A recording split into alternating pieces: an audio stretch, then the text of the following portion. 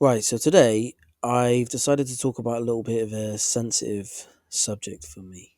Um, it's kind of a what I would call a mental, if you want to call it a mental health subject. I've been talking to a few people recently about uh, some of my mental health issues. I had quite a few when I was younger, when I was a child, and it's part of why I believe I am naturally a good leader. And I had a lot of issues as a child, and I've kind of overcome them, but they're still there now.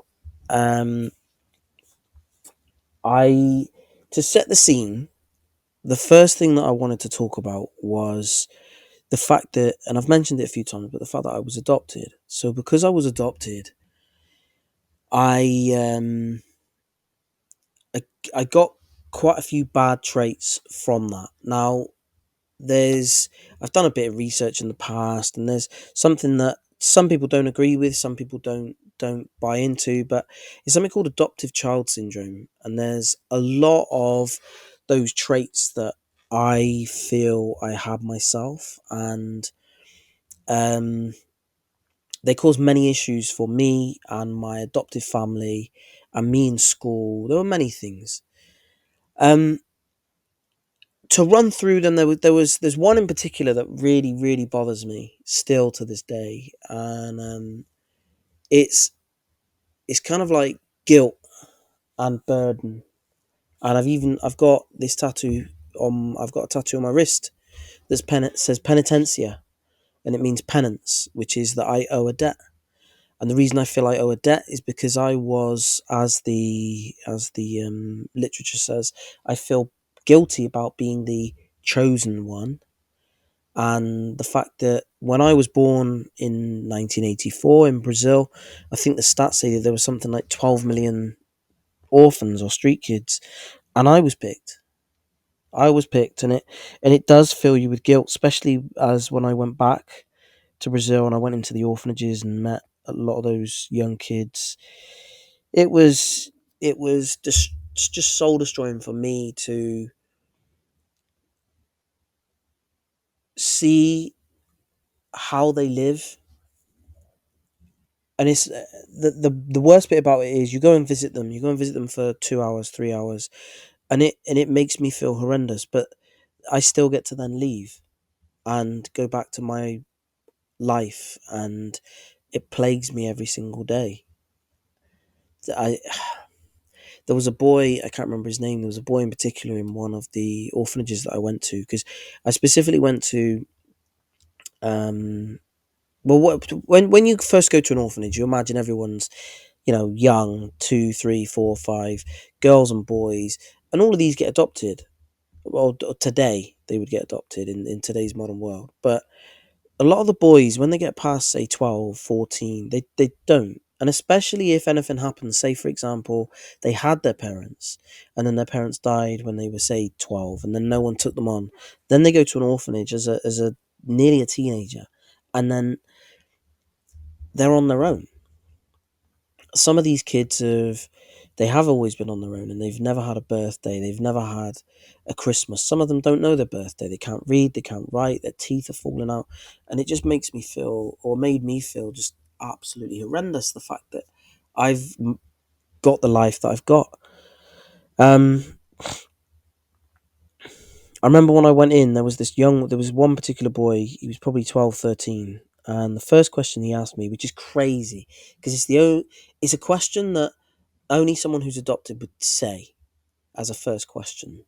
And when he said it, I was like, wow. It's like he could read how I feel on a daily basis. And his first question was, how many friends have you got?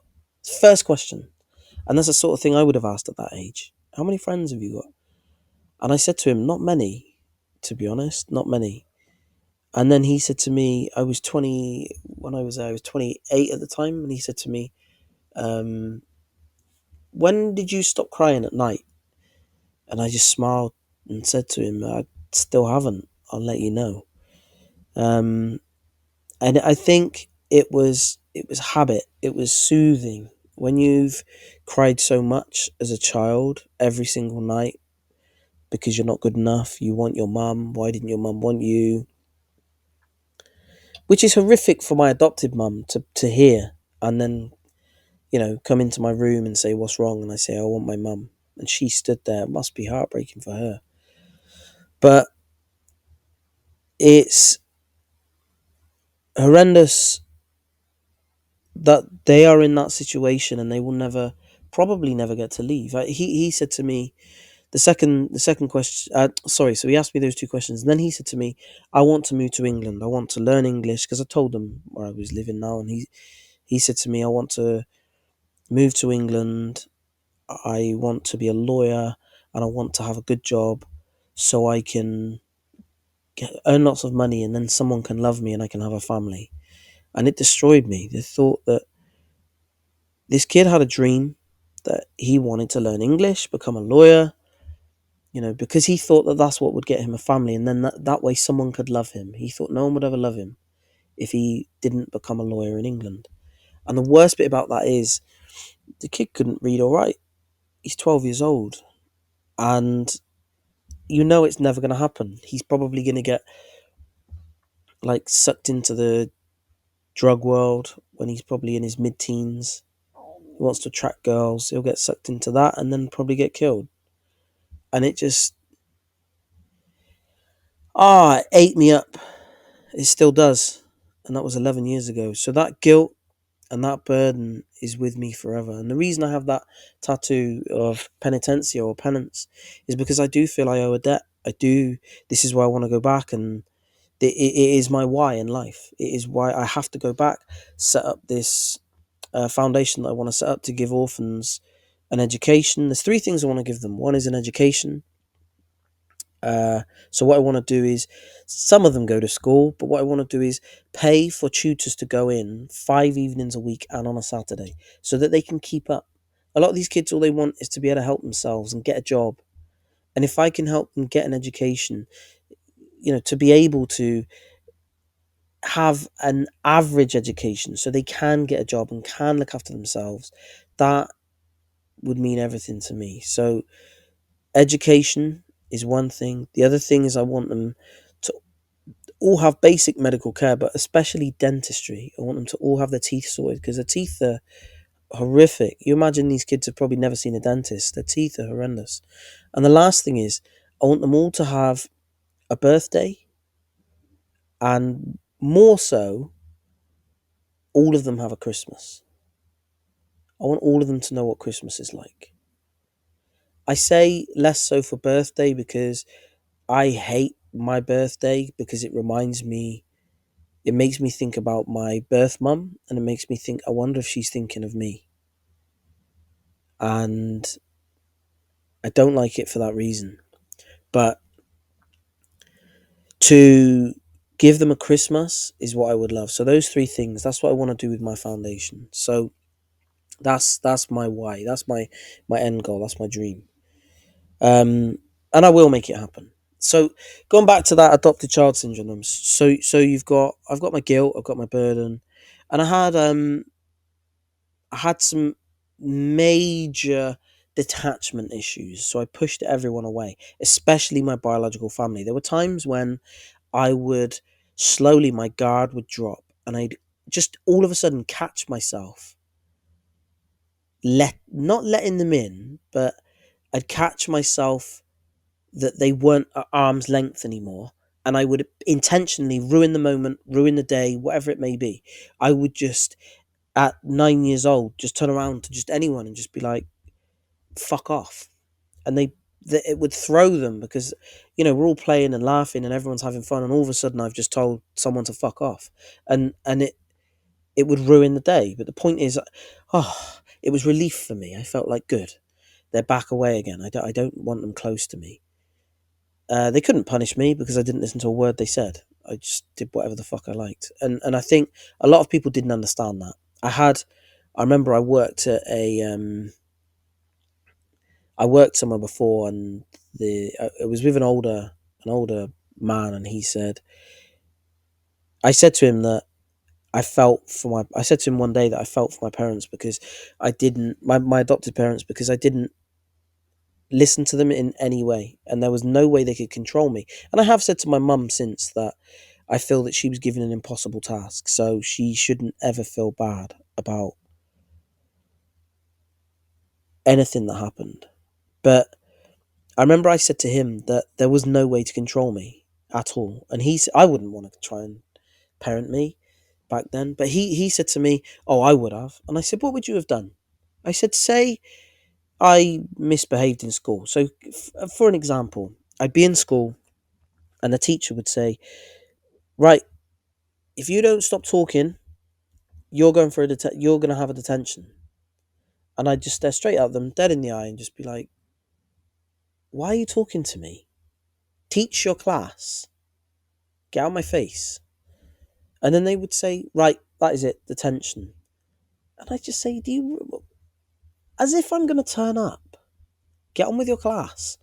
And then they would say, "Right, out." And I would say to them, "You've got two choices. If I leave this room, I'm going home. And it's your fault. Or you go away and you carry on teaching your class." Now, they're kind of in a bit of a catch-22, but they would, however it would turn out, say it would get back to my parents. And this is where I said to this man that I work with, I said, say you had the phone call and the school say, he's not listening again. He was rude to a teacher in front of the class. We tried to give him a detention, told him he had to stay behind school. He just laughed and walked off. Well, I said to him, "What would you do?" And he said, "I would ground you." And I said, "Why would I have listened to you?" And he said, "I would have said to you," and I said, "What? What would you have said to me? What would you have done that I would have listened to you?" He said, "Well, I would have taken away all of your luxuries, anything that you had." And I said, "First of all, I didn't let them give any. I didn't let my adopted parents give me any, because if they didn't give them to me, they couldn't take them away. So I didn't let them give me money. I didn't take anything from them. Anything I had was my own, that I earned or I got borrowed. So it was mine." He said, "Well, I'd take it away." I said, "If you took it away, that'd be the last thing you did." And then he said, "If you were 14 years old and I wanted to take your TV off you," he said, "I would take your TV off you." And I said, "No, you wouldn't." I said, "Because I know exactly what would have happened. You went near I would have stood in front of my TV. Or even if he'd have done it when I was not there, but let's just say I would stand in front of my TV, and the second he touched me, I would have pushed him."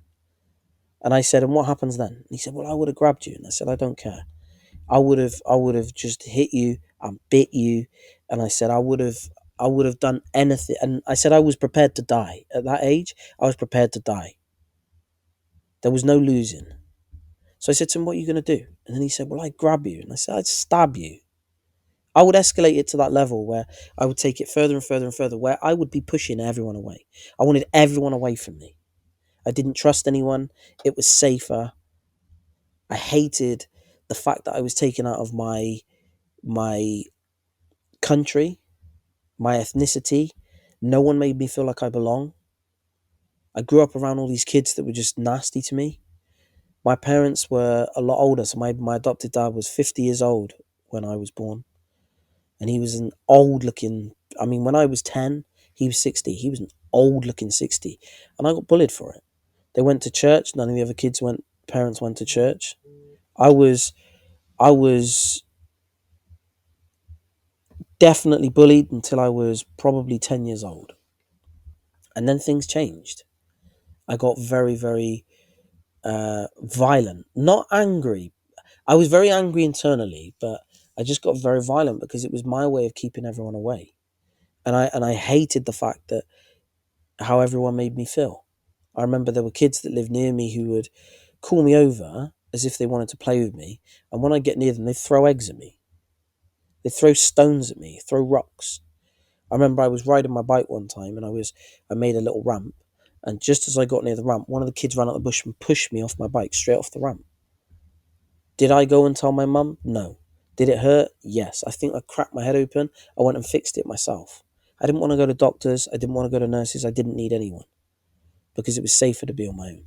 That's how it felt for me as a child. I wanted to push everyone away, and that's what detachment did to me because it was safer.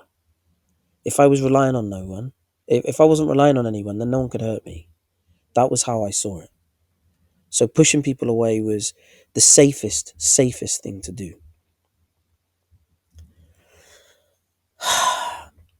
Obviously, that caused a lot of issues for me and my adopted parents, and they struggled. They sent me away because they couldn't handle me.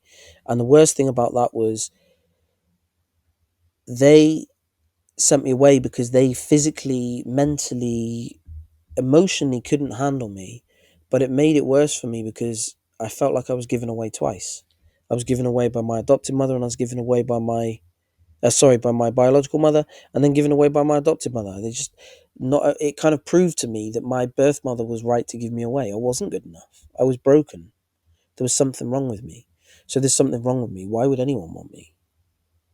And then that's how it carried on until I got my first girlfriend at 17, and then a lot changed for me. I was with her 5 years, but a lot changed for me in that time. But that adoptive child syndrome massively shaped who I am. It massively shaped my drive. Something strange about that though is they say that there are a lot of developmental issues for adoptive kids, and I was the opposite. I was a bit of a freak. I had insanely high IQ at a young age. I got moved up a year. I remember I got moved up a year, and then that was the top of infant school, and then so I was supposed to be in the middle of infant school, and then I got moved up a year, so I would have been, because I'm an early one, 5, 6. I would have been 6 years old, so I got moved up, and I was getting sent over to the junior school to go and get books for the kids that are bigger, for the kids that are like 8 years old, and I was 8, 9 years old, and I was 6, and the kids in the year above me weren't doing that, and I was a bit of a freak with reading. My maths was good. I think it as well. It helped that because I had really bad eyesight when I was young. Um, I had to get very good memory, so I couldn't see the board, and I refused to wear glasses. So I listened to everything the teacher said, and I memorized it all. And I got very good at being able to work out maths questions while listening to the next question to be able to write it down. So that helped my memory. But I think that detachment issue and all of those, I went through a lot of traumatic experiences, emotionally, physically. I went through a lot of experiences as a kid, and I think that, and a lot of people disagree with this and say, no, it's hereditary. No, that is what gave me ADHD. Now, the way I see ADHD is form of mental escapism when you're young. So I didn't want to think about anything. And I'll tell you what I mean by this. When I was young, I never wanted to go to bed. I never wanted to go to bed because it would make me think about my birth mum, and I would just spend all night crying. So I would get on my bike at 10 years old, and I would go out riding till 6 in the morning. The amount of times my parents would ring the police. Where has he gone? Where has he gone? And I would just go out riding because I didn't want to lay in bed and cry. So I would go out until the sun started coming up. I'd go home, and I was so tired I'd go to sleep. And I missed so much school because of that. But I would I would hate any opportunity that I was alone. Not alone, that's wrong. Any opportunity in the evening where it was like for my brain to wander and think about things that I didn't want to think about. So if I'm in the day and I was able to go out and play football, if I was able to play computer games, whatever it was, and I was busy, that's fine. If I was alone and not able to do something, if I was alone, I'd go out and kick a football. If I was in the day, but if I wasn't alone, if I was alone and it was nighttime, that's when my brain would wander and I would think about stuff, and then I would start crying, and I hated it. So ADHD's way around that is your brain just flits off to anything else it can, and it wires it in a way that your brain is trying to escape all the time. I don't want to exist in my reality. So I'm constantly trying to run away from it mentally. And then what happens is you get older and your brain is now wired that way. So you try to concentrate and your brain is just going off, off, off, off, off. And it's, I can't ever concentrate on one thing. So I've got a lot of the things that other people will say that they've got issues with ADHD, the issues with organization, issues with timekeeping, issues with all that sort of stuff. But here's where I think is different for me. Because I had the IQ that I had, and I'm a born problem solver. I love problem solving.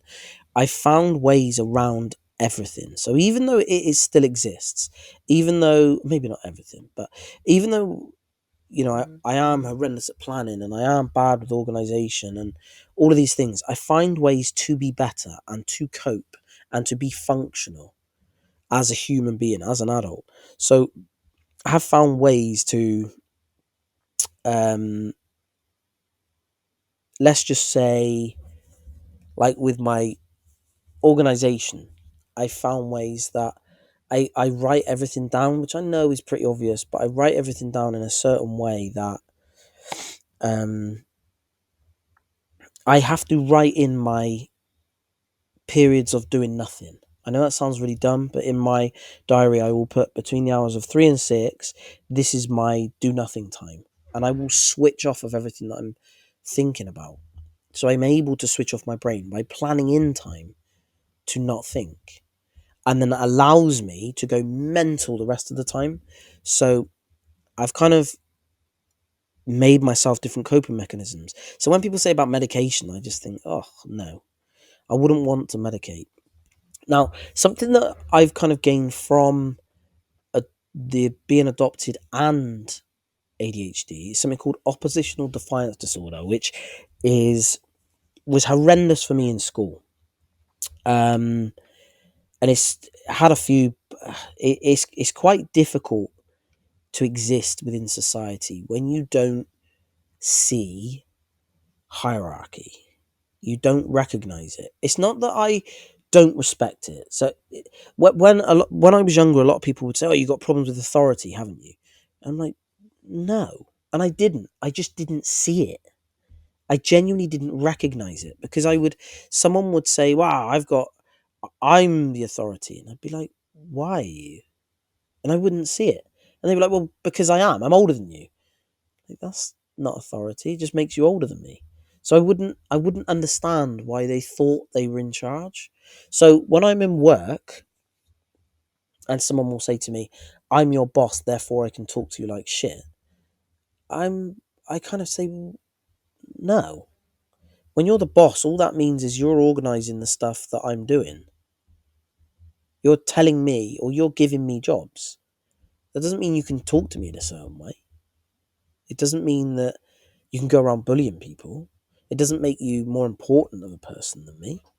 It literally means you're paid more because you've got more responsibility. That's it. And I think they can't understand my mindset. I'm not intimidated. I'm not threatened. I'm not submissive in any way. So to a lot of people who are insecure in their job role is their, let's call it their life, because it's what makes them feel important, that then is an issue if I don't worship them the way that they want to be worshipped. So that, to me, has been a massive issue in school, in work, anywhere really. Now, the times in school, I was told this as well by a psychologist years ago, that I have a massive issue as being someone who's adopted with injustice. It's just wired into my brain to fight against injustice. And when I was in school, one of the biggest issues I would have is if someone got told off for something that wasn't their fault, I would butt in all the time. And I'd be like, whoa, you cannot tell off that person when they didn't do that thing. And the teacher would say, I can tell off whoever I like. And then that would just trigger me. And I'd be like, no, you can't tell off them. You can't tell off that person in front of me. Not if they didn't do something wrong. And they'd say, well, who do you think you are? And I'd say, who do you think you are? They'd say, well, I'm the teacher. And I'd say, I don't care. What's that got to do with anything? You get some respect. And they would say, you get some respect. And then it would go on and on and on and on. Because to me, how dare you talk to someone like that? Get your facts straight. Don't just go barking things. So for me, it was frustrating that other people, A, didn't stand up for someone who was being told off for something that wasn't their fault, and B, the fact that everyone had a problem with me doing it. It used to baffle me. But that was a massive part of my inability to understand social hierarchy. I've never been submissive to anyone in my life. I don't think I've got the ability to. But then I've never been a bully, and I couldn't ever be a bully. I couldn't ever abuse my power. I give full respect to everyone above and below, and a lot of people don't like it if I don't. If I treat people below me as equals, a lot of people don't like it, and if I treat people above me as equals, they don't like it because they don't understand why I'm not being submissive towards them. So it does cause me a lot of issues having that oppositional defiance disorder. Um, Now, with the ADHD though, there are some positives. Now, I saw this thing years ago that was called intuitive empath, and I couldn't I it was the only thing that really sounded like what my brain was like. And after doing more digging and more research, it turns out it is something to do with ADHD, and it is where you've got such insane pattern recognition that you know things without being told how to do it.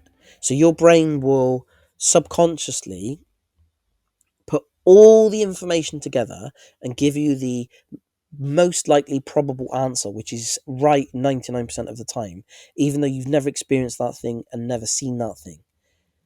And it's very weird because it meant that in school I looked like a genius because I just knew these things. And they would say to me, "What are your workings?" And I'd be like, "I don't know. It's just that's what it is." And it made you look like a bit of a savant in a way because you would just have the answers. Um, and this is why I said I'm a bit wary sometimes of using the word IQ, because I think if you've ever read the book Thinking Fast and Slow by Daniel Kahneman, where he said you've got your front of your brain and back of your brain. I can't remember how he worded it. Part A and part B, whatever he called it. So you got your brain, which is your conscious brain, which is you, and then you've got your subconscious brain, which is your, let's call it, your computer. Now that computer, for me, is my ADHD part, which has got the pattern recognition, which gives me the answers to crazy stuff that I shouldn't know the answers to. But the conscious part of me, I don't believe is. I'm not like Stephen Hawking. I'm not. I don't have a insanely theoretical brain that can that can like uh, theorize crazy things that have never been thought of before. I don't have that sort of Neil deGrasse Tyson sort of brain. I do not have that conscious IQ. What I've got instead is a supercomputer in my subconscious that gives me incredible amounts of information and accurate information, which is all to do with that pattern recognition, which means you are incredibly good at reading people. And that's why I'm fascinated with reading people. And when people speak to you, I don't hear what they're saying. I hear what they mean. So someone might say, "Oh, I might be out later." To me, I hear, "I won't be out later. Otherwise, I would have said I will. I might," or I might ask a follow up question if there's a. What I mean is, I hear everything. Every single word means something, can change a sentence completely. I could be out later. I should be out later are two completely different sentences. Whereas to a lot of people, they're the same. I would be out later. That's different. That means you're not coming out. I would be out later, but. I should be out later, but. I could be out later, but. But they're all different. They're all completely different sentences. And a lot of people, again, they don't understand that they don't even know that they're saying those things. But I live in between the lines. So that's something which is my ADHD is done for me. Um, it also means because I've got that crazy mix of oppositional defiance disorder and the ADHD, it means that I've got this crazy out of the box thinking ability. So whereas a lot of people are confined by, let's call it society and society's boundaries, I don't have those boundaries. I don't recognize hierarchy, I don't recognize boundaries. So, and it's not that I see them and go fuck you. It's not an attitude thing. It's a I don't even see it a lot of the time. So um, imagine someone who uh, sees in, I don't know, someone who can't see the color red, and there is a red sign that says "Stop Danger." And it's just all in, it's in red, and the person who can't see red just walks past every time. But it's kind of like I I I can't see it. So where it says to them, stop, society says you shouldn't go anymore, and they just stop. But because I can't see it, it means that I'm wandering around with these ideas that I've got, and people are saying, well, that can't be done. And I don't understand why they're saying it. Oh, because no one's ever done it before.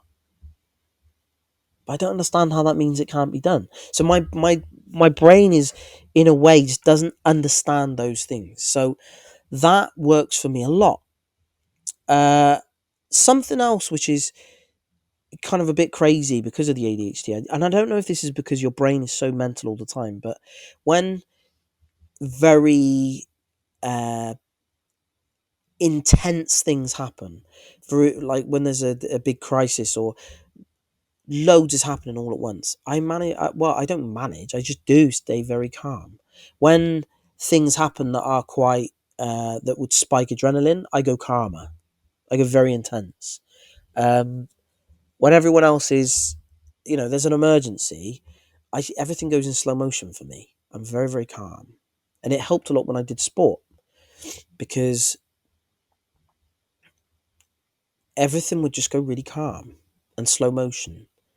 And my brain would allow me to process the information that I imagine other people are consciously trying to do. It would just happen for me without me thinking about it.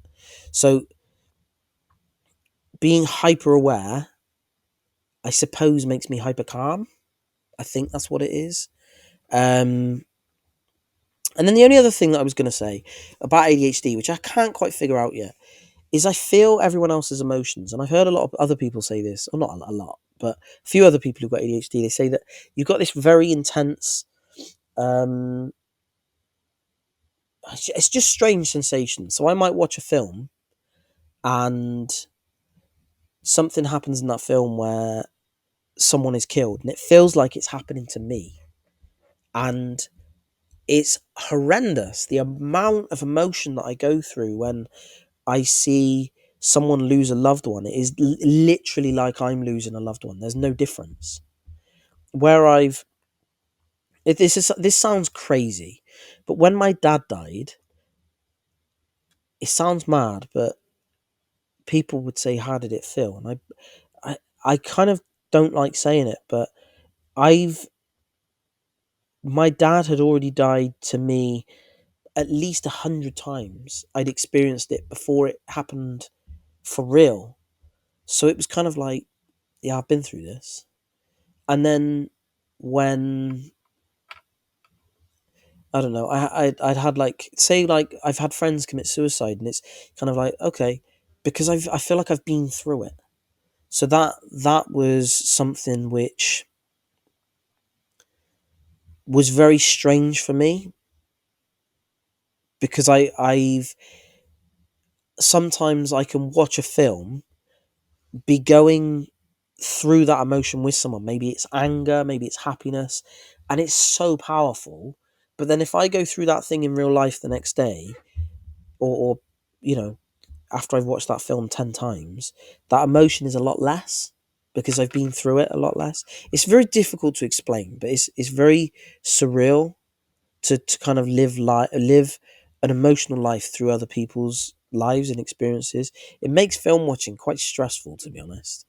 Um, yeah, tell you something else as well, which I think is a traumatic thing. It came from trauma. Is so when now I go through instances of pain or trauma or whatever it is, it's like I the way I describe it is, or the way I kind of see it is, imagine when you're going through something, a lot of strong emotions. Imagine you've got like a fuse in an electrical line, and the amount of electric that goes through it, the fuse breaks, and then the power goes out. I kind of imagine that's what it's like for an adult who's going through PTSD or has PTSD. Their their fuse is gone, and they don't know how to recover from it. They're broken. Whereas I think when you've been through intense emotion as a child, when it breaks as a child, it doesn't.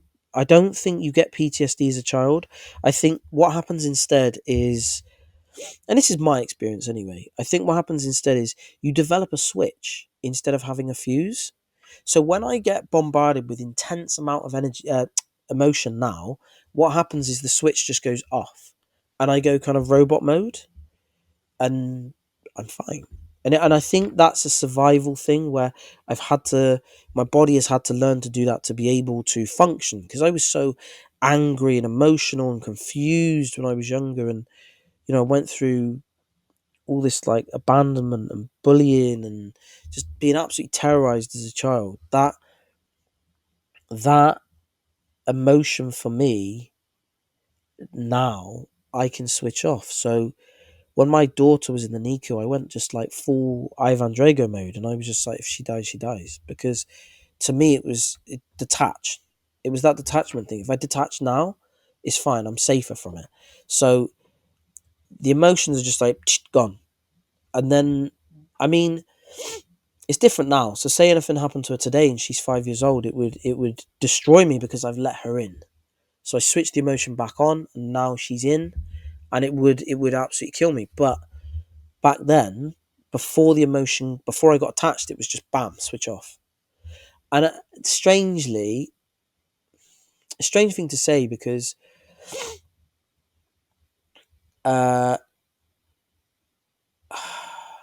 I think I would still switch the switch off if I caught it in time.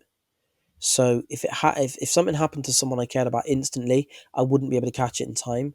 But I think if someone was ill, it would just switch off. I'd be done. So I think that is something I've gained from adoption and trauma and all those different things. And it's given me an insanely high level of EQ, because I can read people and I feel what they feel. It's given me this emotional intelligence, which is insanely high. And I think that combination of IQ, EQ, ADHD, and this adoptive child syndrome has given me this. That I'd say that is my ingredients. And even though I would think like, oh, I'm like everyone does, oh, I'm special and I'm individual, I think that's just my programming. My programming as the computer that I am is that. And that is how it is manifested into me. Now, there's one more thing that's come from all of this, and it was part of my learning to cope with my emotions, is I've got now something called dissociative identity disorder, which is basically split personality. And it's something that I recognize happened, and now I can look back at it and see and go, wow, that makes a lot of sense now. Uh, it led to something else called depersonalization disorder, but I'll get to that in a minute. So when I was younger, I had a lot of emotions. I had a lot of anger, like I said, a lot of anger, a lot of fear and upset. Uh, it was a lot of people get it in ADHD, where they get intrusive thoughts, like very sick thoughts. It's like the Tourette's of mental Tourette's, I call it. So you would see someone pregnant, and the thoughts that would go through your head is cutting the baby out, or you'd see like an old person walking along like just walking across a bridge, and your brain would go kick him off the bridge. Or you'd imagine it. You'd imagine going through it, and then what would happen afterwards? Well, the police would come. You'd fight with the police. You'd try and kill some of them. They'd kill you, and then you go, oh, anyway, back to reality. That was ridiculous. And then I get it when I was in school. You'd be sat there eating dinner, and then I'd be sat there on a table of like, I think it was like 8 kids, three this side, three that side, one on each end. And I'd be eating my dinner, and then all of a sudden my brain would just go off of like, well, if I put my knife in this person's neck, I'd probably be able to kill four before they started running away. And then I would imagine the teachers would come over, and I'd probably try and kill a few of them, and then back in the room. And I'd be like, whoa, ridiculous. Now, I read a story of some woman who used to have those thoughts over her kids about killing her kids, and she couldn't handle it, so she killed herself. Here's where it gets a little bit crazy for me. Because this dissociative identity disorder, I compartmentalized all these different parts of my brain. Not consciously, it just kind of happened. So now I've got this where all my anger lives is in a certain part of my brain, and I gave it like a character. Again, not on purpose, but this character, it's like they're behind. It's like I'm. How would I describe it? The way I see it is everything's black, and it's like there's a dark door with small bars in the like a window, and their face is up at the window, and they can talk to me. And I'm stood in the middle of this dark room, and these doors are all around it. And when they talk to me, now, I think before this happened, all of these emotions were running wild in my head, and I didn't exist as a person, if that makes sense. I didn't know I existed. I was going through all of these feelings, and I didn't realize I was my own person. So then what happened was I don't know how, I came to be, and I gained control of this asylum, and I locked them all behind bars. And now I see everything kind of in third person. So this is what this depersonalization disorder is. So when bad things are thought in my head, I know they're not my thoughts, so it's fine.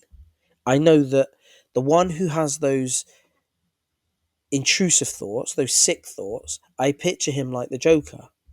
So the Joker from Batman, he's looking behind, he's got his face behind these bars, and he talks to me, and I just ignore him.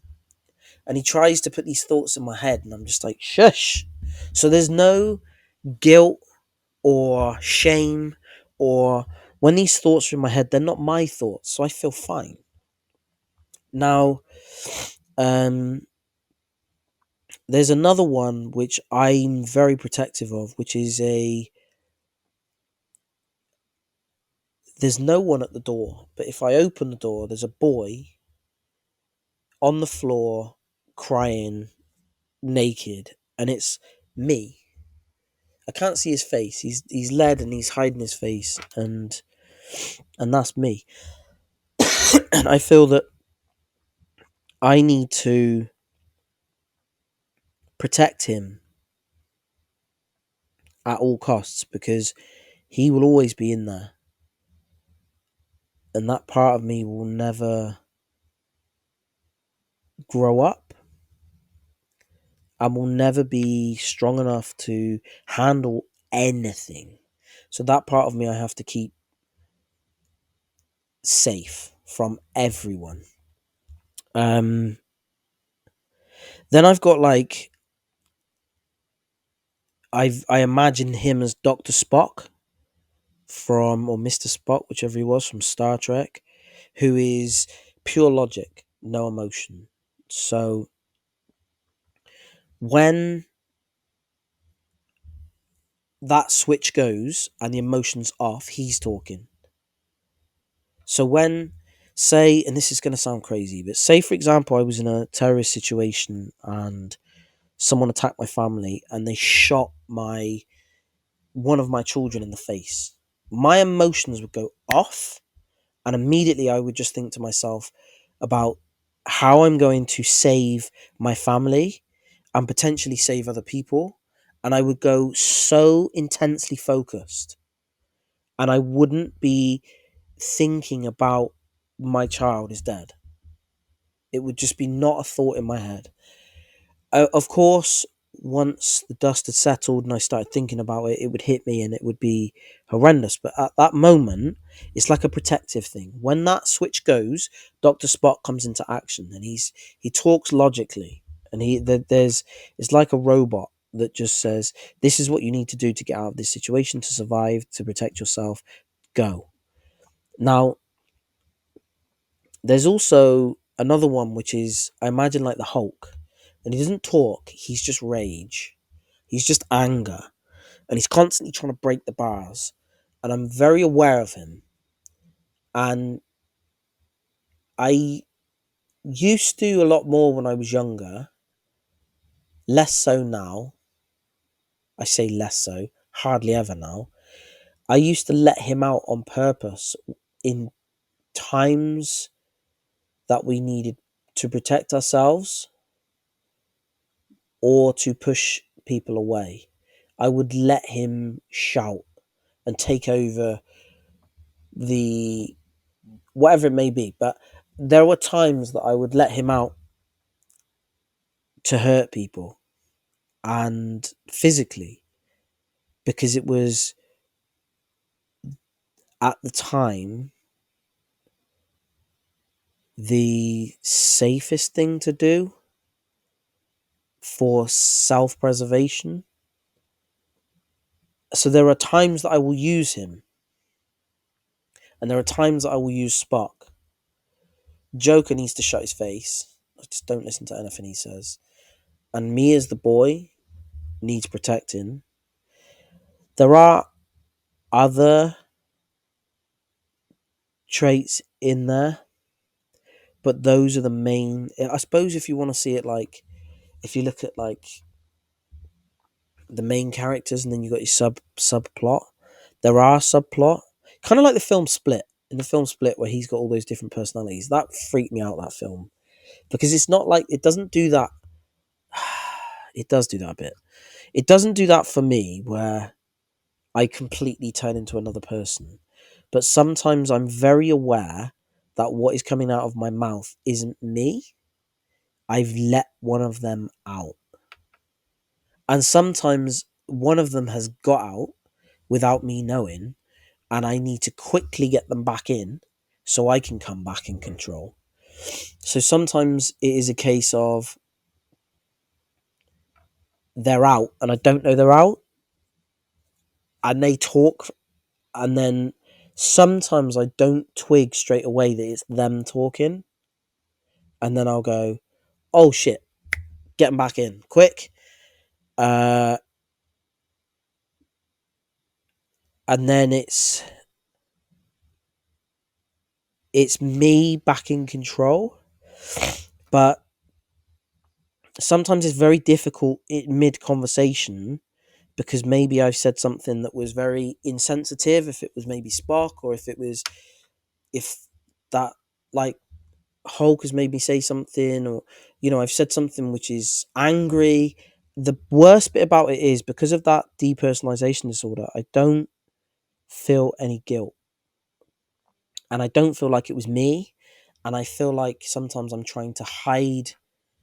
Sometimes I'm like, shit, I need to kind of look like I'm calming down to hide the fact that that wasn't me, because sometimes I can be rah rah rah, and then inside I go, oh shit, damn it, he got out.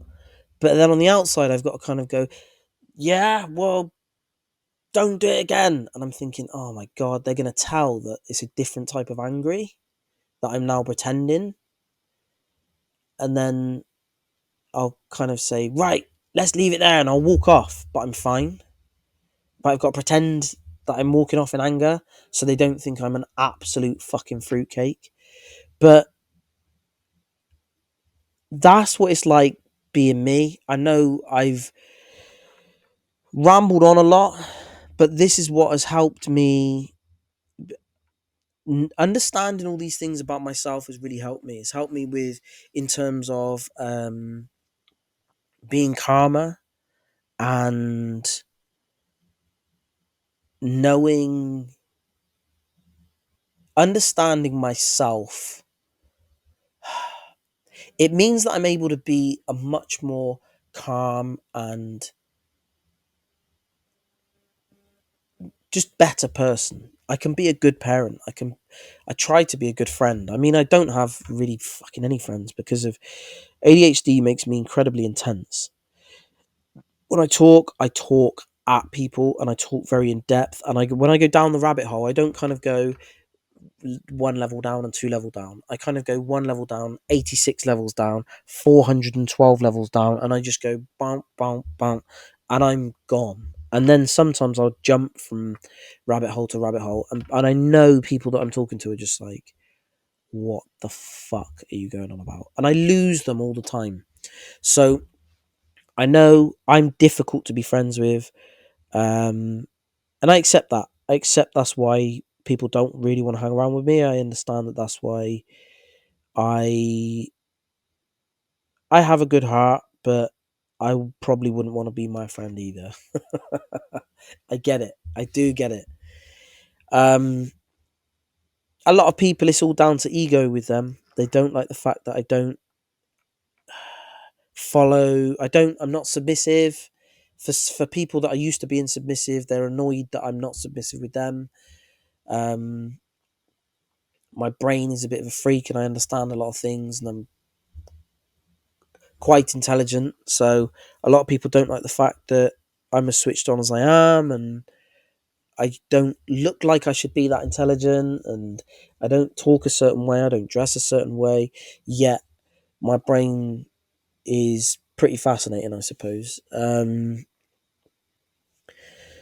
So yeah, having all these different ways that my brain has programmed itself, I believe with that protective instinct as well, and with that um the the the sense of injustice that I gained from being adopted. It's given me all this weird recipe that has kind of made me into a good leader, in that I'm very protective. So I am like a shepherd, but at the same time I'm with the pattern recognition and wanting to figure everything out, problem solving. I want to. That's why I'm obsessed with figuring things out, and this is why when people say, "Oh, um, leadership is one of those wicked problems that can't be solved," oh, that's like music to my ears. Can't be solved? Bullshit. That to me is like I'm solving it. I want to get to the bottom of it. Just because no one else can do it doesn't mean I can't do it. So, um, yeah, I tell you one more thing as well: esteem, self-esteem, and confidence. So growing up, I had no self-worth. I've still got no self-worth. I find it incredibly difficult to care about myself emotionally, care about myself physically, mentally. I just don't care about myself in the slightest. I feel like I deserve to be punished. I feel like I deserve to be unhappy. It's very difficult to be happy. It feels strange. I don't like it. It makes me feel uncomfortable. Um, but at the same time, I've always had incredibly good levels of uh, confidence in my ability, because so here's where it's a bit of a strange one. I've had huge amount of confidence in my ability because I've always been blessed with a huge amount of potential and ability, way beyond what everyone else was for my peer group. For even when I was young, I was a lot more intelligent than most adults I knew. So that, not knowledgeable, not necessarily knowledgeable. Knowledgeable comes through experience, but I'm on about like logical understanding, open-minded thinking, theoretical thinking, those sort of things. I was very advanced. So, and physically as well. I was just an athlete. I was, they put me on the team on my own with all the non-athletes against all the other so-called athletes, and I just batter them in everything. Rugby, they give me the ball and I just go and score. If it was rounders or cricket or anything like that, you bowl the ball to me, I just smash it miles. I would field and I would just be so quick. I'd go and catch most of the balls. I'd know roughly where to stand. I would, because of that pattern recognition, I'd know roughly where they're going to hit the ball. I know what handed they are. I know how strong they are. I know what their eye coordination is like. I know where to stand. And if they do hit it over my head because it's a tennis ball, I'll get to it before it hits the floor. So I was that good at most things I did. I was always one of the fastest, one of the strongest. I never had issues with confidence ever, but what I did have was massive issues with self-esteem and self-worth. So I know it sounds crazy. It's a bit of a, it's like, well, how does that make sense? You didn't have self-esteem, but you did have confidence. Because I had confidence in my ability, but I didn't have confidence in myself. I felt like I didn't deserve to be happy. I didn't deserve to win. I knew I could win, but I didn't deserve to win. I didn't like the feeling of winning because it made me feel uh, I just didn't deserve it. I didn't deserve to be happy. So anyway, I just kind of wanted to get that off my chest. I've been thinking about doing this video for a while. It's quite obviously a personal thing. There's a lot of it's quite a sensitive subject. Um, I probably do need some help, but I'm seem to be doing all right so far. Um, yeah, I would love to. I'd love to talk to anyone else who maybe has similar sort of issues. I do think that everyone that goes through ADHD goes through it in a different. I know it's the fashion at the moment. Everyone seems to have it or think they have it. Oh, I see videos all the time. Oh, if you love going fast, it's because you've got ADHD. No, it's not. It's because you love going fast. Oh, if you get bored of watching films, that means you've got ADHD. No, it doesn't. It just means that you have got a short attention span and you just get bored of stuff. Oh, if you try and read a book and you get bored, it's because you got ADHD. No, it's because you don't like reading. It's there's so many people that say they got ADHD and it does my head in. I'm not saying there aren't people. Of course there are a lot of people, but it just does my head in the amount of people that think they got it because generally because they're thick. Oh, I don't do well with reading. I'm not very good at planning. I'm not very organized. It's because you're not very clever, not because you've got ADHD. So like I said, there are a lot. There are a lot. I do meet a lot of people, and there are some. Um, when people say things, I think, "Wow, I thought that was only me." So there are a lot of people who genuinely do have ADHD. But I'd love to know if there are many other people that have. And I know everyone's got different combinations of it. So some people have got OCD. I used to have OCD. I think I've kind of grown out of it. I know it sounds weird, but I think I have. Um, I've pushed myself to purposely do things not in order over a long time because I didn't want that to have power over me. It sounds crazy, but that was one of my coping mechanisms. So I do think there are other people that have when you've got ADHD, you've probably got autism, or you've got OCD, or you've got. I mean, I don't have dyslexia, but I think someone years ago in school they told me I had dyspraxia because I was incredibly good at reading maps. I don't know how that works out, but that's what they said. Um, and I know I've got dysgraphia, if that makes sense. My writing is horrendous. That's just some of my notes, but yeah, I can't write to save my life. So my writing is horrendous. So that's definitely something that I have tried to work on. But look at that. How can anyone ever read that? That's meant to be my writing. But like I said, I'd love to speak to some people that may be going through the same thing. Um, it fascinates me, and I, I just would like to know more people that are experiencing the same because it does get a bit lonely, I suppose. Um, and yeah, I'd love to hear some experts who have got an opinion on maybe some of the stuff I've said because I've worked my way through it for the past few decades, but it's a slow process trying to figure it all out. And yes, I saw psychologists and I saw child psychologists, therapists, social workers. I saw it all from anger management as well. I saw it all from probably the age of 6 up to maybe about 14, 15. Constantly. And then I saw a few in sporadically as an adult, but yeah, like I said, it would be interesting. I mean, you can't get to see anyone now, really, but yeah, I do want to interview some people and just see if what they think about some experts on ADHD and maybe the adoptive child syndrome as well, to see um, how they think that might manifest itself into a personality that could be good for leadership, but just in general anyway. It's just fascinating to me. So yeah, I hope that hasn't bored you and I haven't gone on too much, but like I said, just thought I'd share it. So yeah, if you can just let me know what you think. Share it with anyone you think this might be relevant to as well. I'd be, like I said, the more the merrier. I'd love to interact with more people who are feeling the same things. So yeah, thank you for listening. I commend you if you did listen to the whole thing, and yeah, I'll speak to you again soon. Thank you.